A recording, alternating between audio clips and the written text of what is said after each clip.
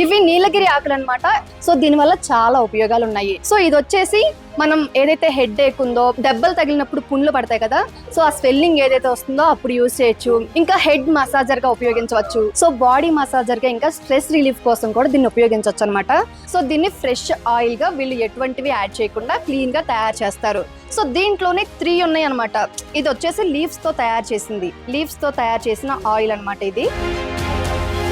So ఏదైతే వీళ్ళు తయారు చేస్తారు కదా, ఆకులను తీసుకొచ్చి, రాలిపోయిన ఆకులను తీసుకొచ్చి తయారు చేస్తారు కదా, సో ఆ ప్రాసెస్ ఏదైతే అయిపోయిన తర్వాత మిగిలిన ఆకులు ఉంటాయో అవి వేస్ట్గా పారేరనమాట. సో ఇక్కడ చూడండి, మీకు ప్రాసెస్ చేయగా మిగిలిన ఆకులు, వీటన్నిటిని ఏం చేస్తారంటే ఈ ఆకులను తీసుకొచ్చి వాళ్ళు చూడండి దాన్ని ప్రాసెస్ చేయడానికి ఇక్కడ మంట పెడతారనమాట. సో వేస్ట్ చేయకుండా దాని నుంచి వచ్చిన వేస్టేజ్ ని వాళ్ళు మళ్ళీ బాయిల్ చేయడం కోసం మంట పెట్టడానికి ఆకులను ఉపయోగిస్తారు. సో ఇక్కడ ఏది వీళ్ళు వేస్ట్ గా పోనివ్వరు అనమాట.